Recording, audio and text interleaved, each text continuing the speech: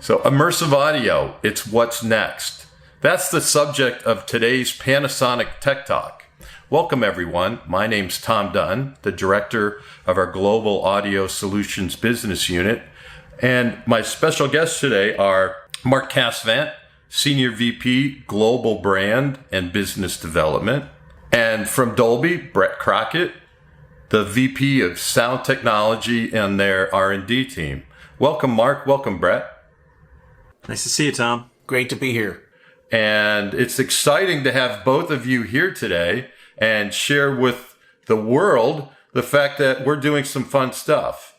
And what we're working on is bringing this immersive audio experience from your living room now into your vehicle. And the fact that our teams have been working behind the scenes to develop a one-off proof of concept vehicle to really explore, how can we make this immersive audio experience really something that is easily recognizable as a differentiator for the vehicle manufacturers as they're introducing new features and new concepts into the automotive space. Well, it is a different environment and space, but delivering that same thrilling sound is the goal. And for all of our loyal following, this is their expectation. They are used to a certain level of performance when they're enjoying their music and their movies. And I think that in the 21st century, the customer today has expectations for technology truly to serve their entertainment, and that's what we're talking about here. What I have observed up at the facilities there with Panasonic Automotive, first of all, just thrilled to work with team members that I feel are just really an extension of our company, just like-minded people, passionate about audio performance. And of course, Brett is in that family, and everyone at Dolby, we're really kind of one family in this business. And that pursuit and that passion is obvious. It's pervasive. And then of course, in this concept vehicle, everybody, and I mean everybody on the Klipsh side that has heard this vehicle, and there are some scrutinous people, right, on our team. I'm one of them, but 100% of those listeners come out of the vehicle shaking their head, happy, emotional, basically saying, had some expectations, but these far exceeded it. I mean, this is the Klipsh for automotive. And that's what we're excited to bring to the automotive space together with Mark and the team at Klipsh.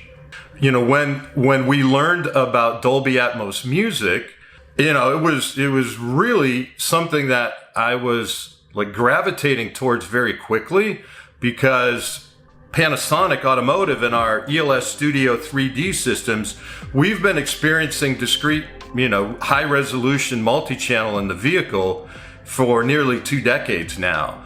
So Brent, you're right on the, kind of the front lines of the music production side of Dolby Atmos and Dolby Atmos music. What does that mean to you and your teams who have spent so many years defining what Dolby Atmos is and now seeing it being introduced into the automotive space? The automotive space is, for me and for everybody else who loves cars, a very special place. We introduced Dolby Atmos in the movie theater. We brought it to the home. We brought it to mobile and on the go. And the last frontier that is really exciting, the area that you guys are exploring, is the automotive space. It's where people consume music arguably the most next to on the go. And so to have this experience being explored and that it's Atmos is really exciting. So what's it like, hearing from the producers and the engineers and the artists regarding, their exploration of what Dolby Atmos can bring to the listener? The music industry just loved it from the instant they heard it. You know, I've actually had producers and mixers say to me and to the company, this is how I've always wanted to hear my music. And that's just in one listen. And so, you know, I've never seen a technology, a format, everybody who heard it just fell in line and loved it. I mean, studios, producers, streaming service providers, artists, and the artists, you know, they are saying, I only want to make music in this format, you know, and our job is to make it ubiquitous. I always say our goal, my goal, the company's goal, all of our goals is to make Dolby Atmos the new stereo. And I don't mean that it's as the same as stereo, but it's as ubiquitous. It's everywhere, just like stereo is. And that's what's really exciting because, you know, Dolby is creating the content creation tools and the endpoints and working with people like Mark and you, Tom, to make it possible, bring it to the public, to move them. Because high tech is nothing but technology, but it's really exciting when you get a visceral response from a consumer where they go, I can't believe how wonderful that sounds. You know, it's the Beatles have remixed content in Dolby Atmos. That's classic stuff. And Marvin Gaye's, some of his classics have been remixed. But modern artists are embracing this format. People like Lady Gaga and The Weeknd and Post Malone and Halsey. You know, these are popular names. These are big names today. And they're all really excited about it. And so it's what you'd expect from the new stereo. It's applicable to every genre. Yeah, I mean, those titles, those are big hitters. I mean, those are, you know, extremely popular global artists that are putting their names behind, you know, releasing music in Dolby Atmos. Everybody has different tastes, and you want to thrill everybody in the world. So you have to understand what thrills them. And Mark knows this more than anybody, is that everybody's home environment is radically different. That's the great variable, the space in somebody's home. And how do you know, we spent a lot of time talking about calibrating and setting up your home theater. And, you know, it's kind of a custom setup for everybody. Everybody has their own unique space. And what is beautiful about automotive is it's the rolling concert hall that is consistent every time. You don't have settings that somebody can screw up.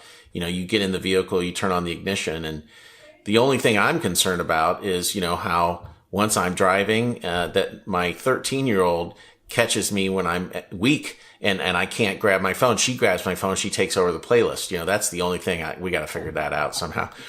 But you're right. I mean, the consistency, and now in an automobile to have multi-channel serving the stereophonic experience for everybody in the vehicle, it's kind of a no-brainer. It's the logical progression of where stereophonic will and should go, and it is going, because we're going to do it.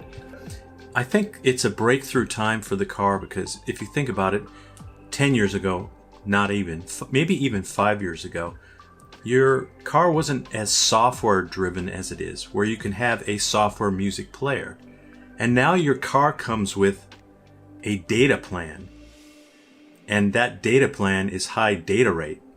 And that means you can stream very high quality music and movie even streams to your vehicle. So it's becoming almost like a movable living room in actuality, because of all the technology advancements, and they're all only going to get better and faster and more capable. So having this immersive experience that you expect in the theater or your home is now going to be possible in the automobile because of things like 4G and LTE and 5G.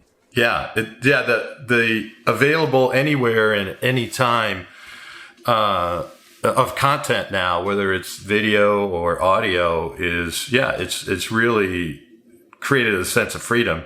So I think, Mark, the next step should be a road trip from the Midwest out to the West Coast. I think we have to plan that, and I'll leave it up to you for the first couple of playlists, and then I'm going to try to wedge my way in there and get some of those replacement songs and other things added to that list. But this has been an amazing conversation. I'm always learning something new speaking with both of you, and hope you enjoyed the conversation regarding what's next in your automotive audio experience.